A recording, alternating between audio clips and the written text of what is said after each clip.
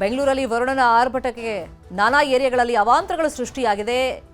ಈ ಬೆನ್ನಲ್ಲೇ ಮುಂಗಾರು ಪೂರ್ವ ಮಳೆಗೆ ಮೊದಲ ಬಲಿಯಾಗಿದೆ. ಬೆಂಗಳೂರಿನ ರಣ ಮಳೆಗೆ ಮಹಿಳೆ ಬಲಿಯಾಗಿದ್ದಾರೆ. ಗೋಡೆ ಕುಸಿದು ಶಶಿಕಲಾ ಅನ್ನೋ ಮಹಿಳೆ ಸಾವನ್ನಪ್ಪಿದ್ದಾರೆ. ವೈಟ್ಫೀಲ್ಡ್ನ ಮಹದೇವಪುರದಲ್ಲಿ ನಡೆದಿರುವಂತಹ ಘಟನೆ ಇದು. ಪಾಪ ಕೂಲಿ ಕೆಲಸನ ಮಾಡಿಕೊಂಡು ಜೀವನವನ್ನ ಸಾಗಿಸ್ತಾ ಇದ್ರು ಮಹಿಳೆ.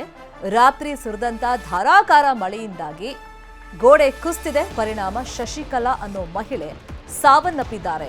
ವೈಟ್ಫೀಲ್ಡ್ ಪೊಲೀಸರು ಸ್ಥಳಕ್ಕೆ ಭೇಟಿಯನ್ನ ಕೊಟ್ಟು ಪರಿಶೀಲನೆಯನ್ನ ನಡೆಸ್ತಾ ಇದ್ದಾರೆ. ರಾತ್ರಿ ಸುರಿದಂತ ಧಾರಾಕಾರ ಮಳೆಯಿಂದಾಗಿ ಗೋಡೆ ಕುಸಿದಿದೆ. ಪರಿಣಾಮ ಮಹಿಳೆ ಶಶಿಕಲಾ ಸಾವನ್ನಪ್ಪಿದ್ದಾರೆ. ಕೂಲಿ ನಾಲಿ ಮಾಡ್ಕೊಂಡು ಜೀವನವನ್ನ ಮಾಡ್ತಾ ಇದ್ರು ಪಾಪ.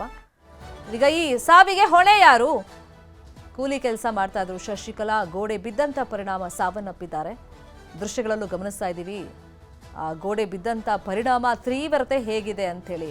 ಇದೇ ವಿಷಯಕ್ಕೆ ಸಂಬಂಧಪಟ್ಟಂತೆ ಇನ್ ಡೀಟೇಲ್ ಆಗಿ ಇನ್ಫಾರ್ಮೇಶನ್ ಕೊಡೋದಕ್ಕೆ ಫೋನ್ ಸಂಪರ್ಕದಲ್ಲಿ ಕನೆಕ್ಟ್ ಆಗಿದ್ದಾರೆ ನಮ್ಮ ರಿಪೋರ್ಟರ್ ಮುನಿರಾಜು. ಶಶಿಕಲಾ ಜೊತೆಲಿ ಯಾರೆಲ್ಲ ಇದ್ರಂತೆ ಮನೆಯಲ್ಲಿ? ಯಾವ ತರ ಆಗಿದ್ದು ಈ ಘಟನೆ? ಶರ್ಮಿತಾ, ಏನು ರಾತ್ರಿ ಸುರಿದ ಧಾರಾಕಾರ ಮಳೆಯಿಂದಾಗಿ ಮನೆಯ ಗೋಡೆ ನೆನೆದು ಇವತ್ತು ಬೆಳಿಗ್ಗೆ ಆ ಮಹಿಳೆ ಮೇಲೆ ಬಿದ್ದಿರೋದು. ಆಕೆ ಕೆಲಸಕ್ಕೆ ಹೋದ ಸಂದರ್ಭದಲ್ಲಿ ಅಲ್ಲಿದ್ದಂತ ಒಂದು ಕಾಂಪೌಂಡ್ ಗೋಡೆ ಬಿದ್ದ ಪರಿಣಾಮವಾಗಿ ಆಕೆ ಸ್ಥಳದಲ್ಲೇ ಸಾವನ್ನಪ್ಪಿದ್ದಾಳೆ. ಶಹಾಪುರ ಮೂಲದ ಶಶಿಕಲಾ ತಡೀಕ ಗೊತ್ತಾಗಿದ್ದು. ಆಕೆ ಕೆಲಸದ ನಿಮಿತ್ತ ಬೆಂಗಳೂರಿಗೆ ದಂಪತಿ ಸಮೇತ ಬಂದಿರ್ತಾರೆ. ಆ ದಂಪತಿಗೆ ಇಬ್ರು ಮಕ್ಕಳು ಕೂಡ ಇದ್ದು. ಈಗ ಆಕೆ ಮೃತಪಟ್ಟಿದ್ರಿಂದ ಆ ಮಕ್ಕಳು ಕೂಡ ಅನಾಥ ಆಗಿರೋದು.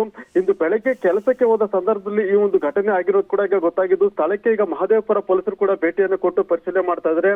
ರಾತ್ರಿ ಇಡೀ ಒಂದು ಜೋರು ಮಳೆ ಸುರಿದಿತ್ತು. ಈ ಒಂದು ಜೋರು ಮಳೆಯಿಂದಾಗಿ ಇಡೀ ಗೋಡೆ ಸಂಪೂರ್ಣವಾಗಿ ನೆನೆದಿರುತ್ತೆ. ಆದ್ರೆ ಈ ಸಂದರ್ಭದಲ್ಲಿ ಅಲ್ಲಿ ಹೋಗುವಂತ ಸಂದರ್ಭದಲ್ಲಿ ಆ ಗೋಡೆ ಆಕೆ ಮೇಲೆ ಕುಸಿದಿದ್ದ ಪರಿಣಾಮವಾಗಿ ಆಕೆ ಸಾವನ್ನಪ್ಪಿದ್ದಾಳೆ ಅಂತ ಈಗ ಗೊತ್ತಾಗಿದ್ದು.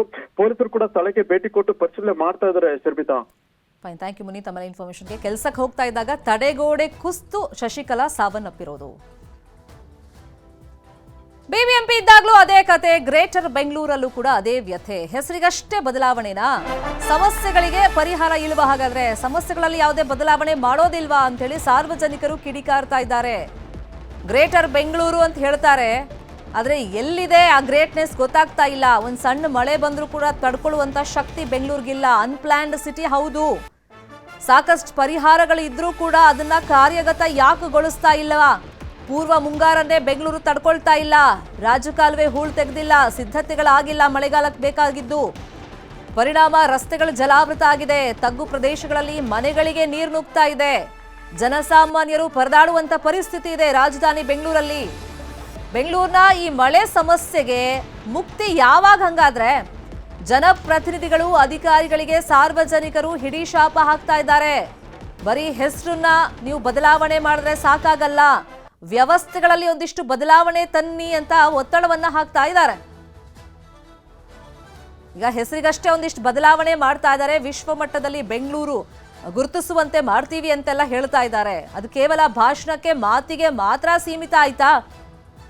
ಯಾವ ಸರ್ಕಾರ ಬಂದ್ರೂ ಕೂಡ ಬೆಂಗಳೂರಲ್ಲಿ ಇದೇ ಪರಿಸ್ಥಿತಿ ಮುಂದುವರಿತಾ ಇದೆ. ಅಂದ್ರೆ ರಾಜ್ಯ ಸರ್ಕಾರದ ಬೇಜವಾಬ್ದಾರಿತನ ಯಥಾಪ್ರಕಾರವಾಗಿ ಮುಂದುವರಿತಾ ಇದೆ. ಅದು ಬಿಜೆಪಿ ಇರಲಿ, ಕಾಂಗ್ರೆಸ್ ಇರಲಿ ಅಥವಾ JDS ಇರಲಿ. ಇನ್ನೊಂದು ಕಡೆ ನಾವು ನೋಡೋದಾದ್ರೆ ಬಿಬಿಎಂಪಿ ಅಧಿಕಾರಿಗಳ ನಿರ್ಲಕ್ಷ್ಯತನ ಇದಕ್ಕೆ ಕಾರಣ.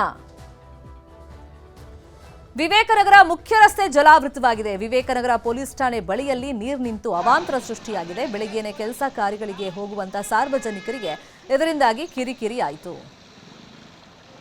ಇನ್ನು ಸಿಲ್ಕ್ ಬೋರ್ಡ್ ಜಂಕ್ಷನ್ ಸಂಪೂರ್ಣವಾಗಿ ಜಲಾವೃತವಾಗಿದೆ. ರಾತ್ರಿ ಸುರಿದಂತ ಭಾರೀ ಮಳೆಗೆ ನಗರದಲ್ಲಿ ಸಾಲು ಸಾಲು ಅವಾಂತರಗಳು ಸೃಷ್ಟಿಯಾಗಿದೆ.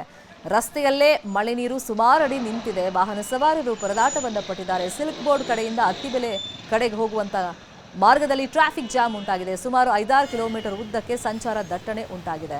ಇನ್ನು ವಿಲ್ಸನ್ ಗಾರ್ಡನ್ನ ಹಲವು ಏರಿಯಾಗಳು ಜಲಾವೃತವಾಗಿದೆ. ರಾತ್ರಿ ಸುರಿದಂತ ಮಳೆಗೆ ಮನೆಗಳಿಗೆ ನೀರು ನುಗ್ಗಿದೆ. ರಸ್ತೆಗಳು ಜಲಾವೃತವಾಗಿದೆ.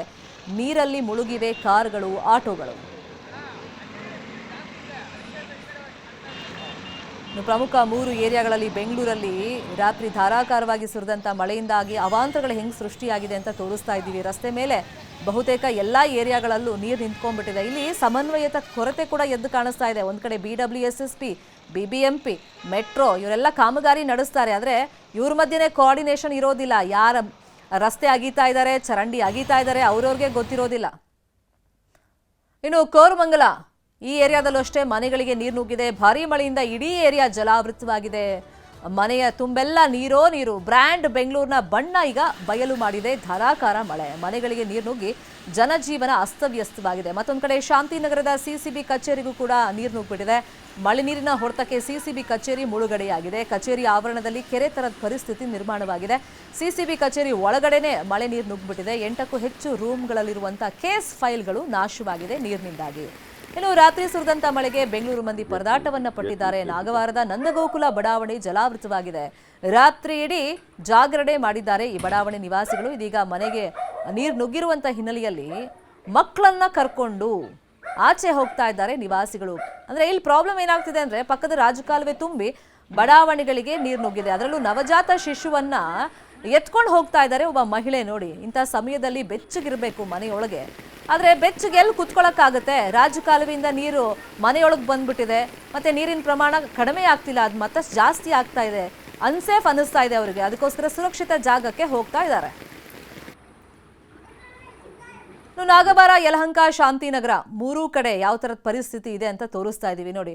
ರಸ್ತೆ ಮೇಲೂ ಸುಮಾರು ಅಡಿ ನೀರು, ವಾಹನಗಳೆಲ್ಲ ಮುಳುಗಡೆ ಆಗ್ಬಿಟ್ಟಿದೆ ನೀರಲ್ಲಿ. ಒಂಥರ ಜಲ ದಿಗ್ಬಂಧನ ಆಗ್ಬಿಟ್ಟಿದೆ. ನಾಗವಾರ ತೋರಿಸ್ತಾ ಇದ್ದೀವಿ. ಇನ್ನು ಯಲಹಂಕ, ಅಟ್ಟೂರು ಅಲ್ಲೂ ಅಷ್ಟೇ ಮನೆಯೊಳಗೆ ಸುಮಾರು ಅಡಿ ನೀರು ನಿಂತಿದೆ. ಅಪಾರ್ಟ್ಮೆಂಟ್ಗಳು ಜಲಾವೃತವಾಗಿದೆ. ಕೂಲಿ ನಾಲಿ ಕೆಲಸ ಮಾಡ್ತಾ ಇದ್ದವರು ಹಂಗೋ ಹಿಂಗೋ ಒಂದಿಷ್ಟು ಟಿವಿ, ಫ್ರಿಜ್ಜು, ವಾಷಿಂಗ್ ಮಿಷಿನ್ ಅಂತ ಸಾಮಾನುಗಳನ್ನು ತಗೊಂಡಿದ್ರು. ಜೊತೆಗೆ ದಿನಸಿ ಐಟಮ್ಗಳು ಹಾಳಾಗ್ತಾ ಇದೆ. ಇನ್ನು ಅಟ್ಟೂರು, ಯಲಹಂಕದಲ್ಲಿ ದೇವಸ್ಥಾನಕ್ಕೆ ಜಲ ದಿಗ್ಬಂಧನ ಆಗಿದೆ. ವಿಶ್ವನಾಥ ದೇಗುಲ ಅದು ಹೇಳಿ ಕೇಳಿ ಸೋಮವಾರ ವಿಶೇಷ ಪೂಜೆ ಪುನಸ್ಕಾರ ಎಲ್ಲ ನಡಿಬೇಕಾಗಿತ್ತು ಇಷ್ಟೊತ್ತಿಗೆ ಎಲ್ಲ ಸರಿ ಇದ್ದಿದ್ರೆ. ಆದರೆ ಅಲ್ಲಿ ಕಲ್ಯಾಣಿ ತುಂಬಿದೆ. ಪರಿಣಾಮ ದೇವಸ್ಥಾನ ಅರ್ಧದಷ್ಟು ಮುಳುಗಡೆ ಆಗಿದೆ. ಹೀಗಾಗಿ ಸೋಮವಾರ ಬೆಳಗ್ಗೆ ಪೂಜೆಗೆ ಬಂದಂಥ ಭಕ್ತರು ಅಂದರೆ ಜಲ ದಿಗ್ಬಂಧನವನ್ನು ನೋಡಿ ವಿಶ್ವನಾಥನಿಗೆ ಕಂಗಾಲಾಗಿ ಹೋಗಿದ್ದಾರೆ. ಇನ್ನೊಂದು ಕಡೆ ಶಾಂತಿನಗರದ ಹಲವಾರು ಪ್ರಮುಖ ರಸ್ತೆಗಳಲ್ಲಿ ನೀರು ನಿಂತಿದೆ. ಸಿಸಿಬಿ ಕಚೇರಿ ಜಲಾವೃತವಾಗಿದೆ. ಸಾಕಷ್ಟು ಫೈಲ್ಗಳು ನೀರಲ್ಲಿ ಧ್ವಂಸವಾಗಿ ಹೋಗ್ಬಿಟ್ಟಿದೆ ಅಂತ ಮಾಹಿತಿ ಸಿಕ್ಕಿದೆ. ಇನ್ನು ಕೆಲವೆಡೆ ಅಂಡರ್ ಪಾಸ್ ಕೂಡ ಜಲಾವೃತವಾಗಿದೆ. ವಾಹನ ಸವಾರರು ಇದರಿಂದಾಗಿ ಪರದಾಟವನ್ನ ಪಟ್ಟಿದ್ದಾರೆ. ಒಟ್ಟಿನಲ್ಲಿ ಬೆಂಗಳೂರಲ್ಲಿ ಎಲ್ಲಿ ನೋಡಿದ್ರು ನೀರು ನೀರು ನೀರು ಅಷ್ಟೇ ಕಾಣಿಸ್ತಾ ಇರೋದು. ಇನ್ನು ಕೋರಮಂಗಲದಲ್ಲೂ ಅಷ್ಟೇ ಅದೇ ಪರಿಸ್ಥಿತಿ ಇದೆ.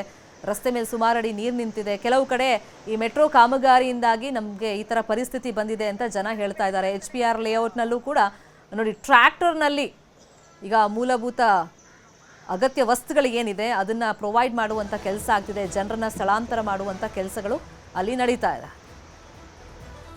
ಇನ್ನು ಮಳೆ ಹೊಡೆತಕ್ಕೆ ಖಾಸಗಿ ಶಾಲೆಗೆ ರಜೆಯನ್ನ ನೀಡಲಾಗಿದೆ. ನಂದಗೋಕುಲ ಬಡಾವಣೆಯಲ್ಲಿರುವಂತಹ ಖಾಸಗಿ ಶಾಲೆ ಇದು. ಶಾಲೆಗೂ ಕೂಡ ಮಳೆ ನೀರು ನುಗ್ಗಿರುವಂತ ಹಿನ್ನೆಲೆಯಲ್ಲಿ ಇವತ್ತು ರಜೆಯನ್ನ ಅನೌನ್ಸ್ ಮಾಡಲಾಗಿದೆ. ರಸ್ತೆ ಶಾಲಾ ಕಾಂಪೌಂಡ್ಗೂ ಕೂಡ ಮಳೆ ನೀರು ನುಗ್ಗಿದೆ. ಶಾಲಾ ಆಡಳಿತ ಮಂಡಳಿ ರಜೆಯನ್ನ ಕೊಟ್ಟಿದೆ. ನಂದಗೋಕುಲ ಬಡಾವಣೆಯಲ್ಲಿ ಪರಿಸ್ಥಿತಿ ಹೆಂಗಿದೆ ಈ ಬಗ್ಗೆ ಮಾಹಿತಿಯನ್ನು ಕೊಟ್ಟಿದ್ದಾರೆ ನಮ್ಮ ರಿಪೋರ್ಟರ್ ಆಶಿಕ್ ಮುಲ್ಕಿ. ನೋಡೋಣ. ನಿನ್ನೆ ರಾತ್ರಿ ಸುರಿದಿರುವಂತಹ ಭಾರಿ ಮಳೆಗೆ ನಗರದ ಹಲವು ಬಡಾವಣೆಗಳು ಜಲಾವೃತಗೊಂಡಿರುವಂಥದ್ದು. ಸದ್ಯಕ್ಕೆ ನಾನು ತಣಿಸಂದ್ರ ಮುಖ್ಯ ರಸ್ತೆಯಲ್ಲಿರುವಂತಹ ನಾಗವಾರ ಬಳಿಯ ನಂದಗೋಕುಲ ಬಡಾವಣೆಯಲ್ಲಿದ್ದೀನಿ. ಇಲ್ಲೂ ಕೂಡ ಸಂಪೂರ್ಣವಾಗಿ ಈ ಬಡಾವಣೆ ಜಲಾವೃತಗೊಂಡಿದೆ. ರಾಜಕಾಲುವೆ ತುಂಬಿ ಹರಿದು ಬಡಾವಣೆಗೆ ಮುಂಜಾನೆ ಏಕಾಏಕಿಯಾಗಿ 5 ಗಂಟೆ ಸುಮಾರಿಗೆ ನೀರು ನುಗ್ಗಿ ಸಂಪೂರ್ಣವಾಗಿ ಜಲಾವೃತಗೊಂಡಿರುವಂಥದ್ದು. ಈ ಬಡಾವಣೆಯಲ್ಲಿರುವಂತಹ ಈ ಒಂದು ಶಾಲೆ SVN ಅನ್ನುವಂತಹ ಒಂದು ಶಾಲೆ ಕೂಡ ಇದೀಗ ನೀರು ನುಗ್ಗಿ ಶಾಲೆಗೆ ರಜೆಯನ್ನ ಘೋಷಣೆ ಮಾಡಿರುವಂಥದ್ದು ದೃಶ್ಯಗಳಲ್ಲೂ ಕೂಡ ನಾವು ನೋಡ್ತಾ ಹೋಗ್ಬೋದು. ಇದೊಂದು ಬಹಳ ದೊಡ್ಡದಾಗಿರುವಂತಹ ಕ್ಯಾಂಪಸ್ ಇದು.